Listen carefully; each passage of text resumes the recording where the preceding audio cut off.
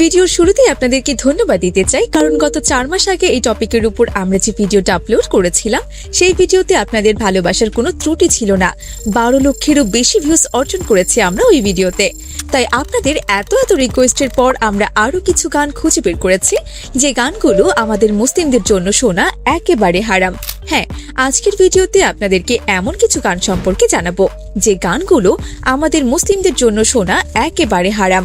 আমাদের মুসলিম ধর্মে প্রায় সকল গানই শোনা হারাম, তবে আপনারা জানলে অবাক হবেন এই গানগুলোতে সাধারণ মানুষকে আল্লাহ তাআলার সাথে তুলনা করা হয়েছে। তারপরেও আপনি প্রতিনিয়ত এই গানগুলো শুনে যাচ্ছেন। বলিউডের এমন কিছু গান রয়েছে, সেই সাথে আমাদের বাংলাদেশেরও এমন কিছু গান রয়েছে যে গানগুলোর মাধ্যমে আল্লাহর সাথে শিরক করা হয়েছে। তাই ভিডিওটি শেষ পর্যন্ত দেখার পর আপনিও অবাক হতে বাধ্য হবেন এবং বলবেন, এই গান তো আমরা প্রতিনিয়ত শুনছি, কিন্তু এই গানের মধ্যে যে এত কিছু লুকিয়ে আছে তা তো জানতাম না। তাই ভিডিওটি শেষ পর্যন্ত দেখার অনুরোধ রইল, কেননা ভিডিওটি শেষ পর্যন্ত দেখার পর আপনি নিজে এই গানগুলো শোনা থেকে বিরত থাকবেন। চলুন তাহলে ভিডিও শুরু করা যাক। ভিডিওর শুরুতে রয়েছে এ দিল হ্যায় মুশকিল।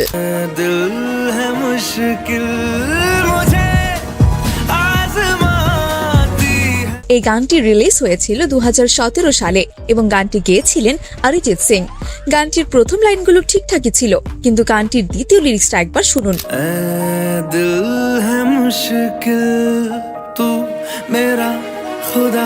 আস্তাগফিরুল্লাহ, শুনতেই তো পেলেন, এখানে একজন সাধারণ মানুষকে মহান আল্লাহর সাথে তুলনা করা হয়েছে, যেখানে বলা হয়েছে তু মেরা খুদা,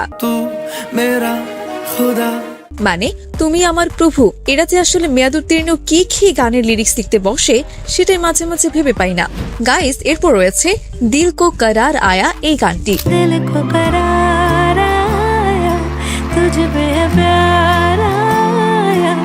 হ্যাঁ, এই গানটির একটি লিরিক্সে বলা হয়েছে দুয়া ভি লাগে না মুঝে, দাওয়া ভি লাগে না মুঝে, दुआ भी लगे ना मुझे, दवा भी लगे ना मुझे, जब से दिल को मेरे तू लगा है।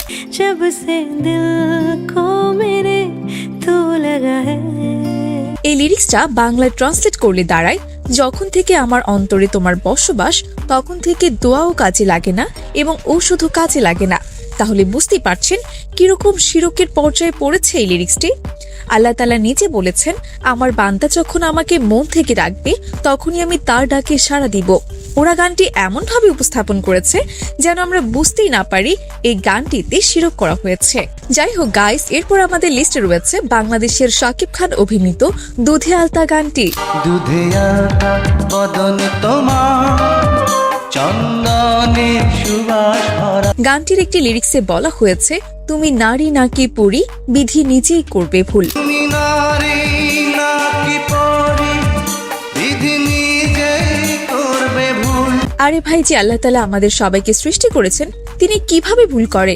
কোনো বান্দা যদি বলে সৃষ্টিকর্তা ভুল করেছে, তাহলে তো তার ঈমানই থাকবে না, কারণ মহান আল্লাহ তাআলা কখনো ভুল করতে পারেন না। সো এরপর আমাদের লিস্টে রয়েছে গড আল্লাহ और ভগবান এই গানটি। गॉड अल्लाह और भगवान ने बनाया एक इंसान। এই গানটি হচ্ছে ক্রিস 3 মুভির। এই গানটির ভুল লিরিক্সটি হলো গড আল্লাহ और ভগবান ने बनाया एक इंसान, गॉड अल्लाह और भगवान ने बनाया एक इंसान।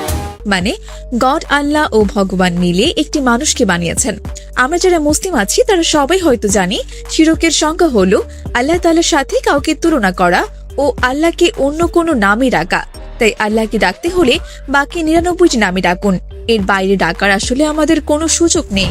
এনিওয়ে গাইস, এরপর রয়েছে শাকিব খানের 2023 সালে প্রকাশিত প্রিয়তমা মুভির গান ঈশ্বর। তুমি এই মেঘের মতো বৃষ্টির আশায় থাকছি গো। এই গানটির একটি লিরিক্সে বলা হয়েছে, ঈশ্বর কি তোমার আমার মিলন লিখতে পারতো না? ঈশ্বর কি তোমার আমার মিলন লিখতে পারতো না?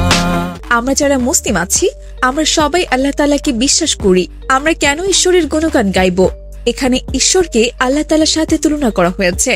আল্লাহ এক ও অদ্বিতীয়, তাই আপনি যদি মুসলিম হয়ে থাকেন তাহলে আশা করি গানটি আর শুনবেন না। গাইস, এরপর আমাদের লিস্টে রয়েছে বলিউড মুভি দিলওয়ালের অত্যন্ত জনপ্রিয় গান জনম জনম। मेरी होके हमेशा ही रहना, कभी ना कहना अलविदा। গানটি হয়তো আপনারা অনেকেই শুনেছেন, কিন্তু এর লিরিক্সের গভীরতা হয়তো খেয়াল করেননি। গানটির এক জায়গায় বলা হয়েছে, তু মেরা আসমান মেরি জমিন হ্যায়। मेरी सुबह हो तुम्ही और तुम्ही शाम हो तुम। যার বাংলা অর্থ দাঁড়ায়, বদলানো আবহাওয়ার মধ্যেও একমাত্র তুমি অপরিবর্তিত বা চিরস্থায়ী। একটু চিন্তা করে দেখুন, এই মহাবিশ্বে সবকিছু পরিবর্তনশীল, একমাত্র আমাদের মহান আল্লাহ তাআলাই চিরস্থায়ী এবং অপরিবর্তিত। অথচ এই গানে একজন সাধারণ মানুষকে সেই গুণের সাথে তুলনা করা হয়েছে, যা সরাসরি শিরকের পর্যায়ে পড়ে। তো এরপর আরেকটি গান হচ্ছে তুঝ মে রব দিখতা হ্যায়। तुझ में रब दिखता है यारा मैं क्या करूं। এটি এমন একটি গান যেটি আমাদের মধ্যে অনেকেই শোনে, কিন্তু এই গানটি যে শিরকের পর্যায়ে পড়ে তা হয়তোবা আমরা কেউই জানি না। कैसी है ये दूरी कैसी मजबूरी मैंने नजरों से। তো এই গানটির মধ্যে বলা হয়েছে, তোমার মধ্যে আমি খোদাকে দেখতে পাই। নাউজুবিল্লাহ। तुझ में रब दिखता है यारा मैं क्या करूं। এছাড়াও গানটির আরেকটি লাইনে বলা হয়, সেজদায় তোমার প্রতি আমার মাথা নত হয়। सजदे सर झुकता है यारा मैं क्या करूं। কিন্তু আপনারা তো ভালো করে জানেন যে মুসলমান আল্লাহ ছাড়া অন্য কাউকে কখনোই সেজদা করে না। ओ हो कभी तेरी खुशबू कभी तेरी बातें। আর এখানে একটি মেয়েকে সেজদা করার কথা বলা হচ্ছে। এটা যে কত বড় অপরাধ সেটা হয়তো আপনি বুঝতে পারছেন। हो तू जो मुस्काए तू जो शर्माए। সব থেকে দুঃখজনক বিষয় হচ্ছে, এই গানের মধ্যে রয়েছে শাহরুখ খান। আর শাহরুখ খান একজন মুসলিম হওয়ার পরেও তিনি এই গানটির বিষয়ে তেমন কিছুই বলেননি।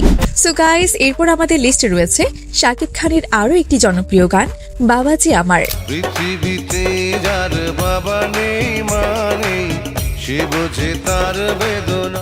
গানটিতে যে ভুল লিরিক্স বলা হয়েছে তা হলো, বাবাজি আমার সোনার মদিনা, বাবাজি আমার স্বর্গের ঠিকানা। বাবা যে আমার সোনার মদিনা, বাবা যে আমার স্বর্গের। মদিনা এমন একটি পবিত্র শহর যেখানে দাজ্জালও প্রবেশ করতে পারবে না। সেখানে সামান্য মানুষকে মদিনার সাথে তুলনা করা হয়েছে। তাই আপনি যদি মুসলিম হয়ে থাকেন তাহলে অবশ্যই এই গানটি শোনা থেকে বিরত থাকবেন। এরপর রয়েছে ওয়াস্তে। वास्ते जां भी दूं मैं गवाह मां भी दूं किस्मतों का। ওয়াস্তে গানটি গেয়েছেন ধনী ভানুশালী, আর এই গানটি পুরো বিশ্বব্যাপী অনেকবার শোনা হয়েছে। आसते जा भी दो मैं गवाए मां भी दो किस्मतों যা ভারতের ইতিহাসে সর্বোচ্চ ভিউজ পাওয়া গানের লিস্টের মধ্যে অন্যতম। तेरे अलावा कोई भी ख्वाहिश नहीं है बाकी दिल में। এই গানটি রিলিজ হওয়ার পর থেকেই গানটিকে অনেক সমালোচনার মুখে পড়তে হয়েছে। तेरे लिए मेरा सफर। কারণ গানটিতে এমন কিছু লিরিক্স রয়েছে যেগুলো মেনে নেওয়ার মতো একেবারেই না।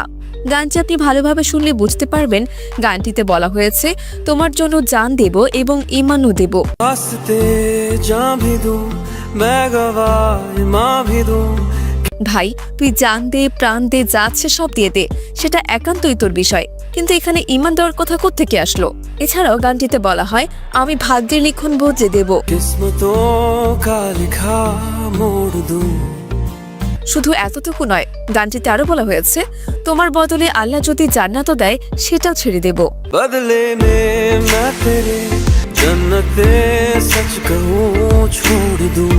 তো গাইস, শুনতেই তো পেলেন, গানটির ভিতর অনেক খারাপ কথা তুলে ধরা হয়েছে। বিশেষ করে এখানে জান্নাত এবং ঈমানকে অপমান করা হয়েছে।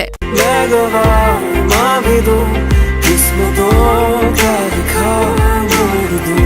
তো যাই হোক গাইস, এরপরে রয়েছে তেরে লিয়ে গানটি। भीगी भीगी पलके मेरी उदास तेरे लिए। দুঃখজনক বিষয় হলো, এই গানটি গেয়েছেন পাকিস্তানি গায়ক আতিফ আসলাম।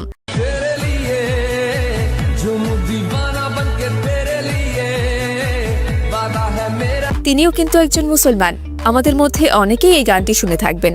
दुनिया भुलाई मैंने तेरे लिए। কিন্তু আমরা হয়তো কখনো ভেবে দেখিনি যে এই গানটিতে কত খারাপ খারাপ কথা বলা হয়েছে।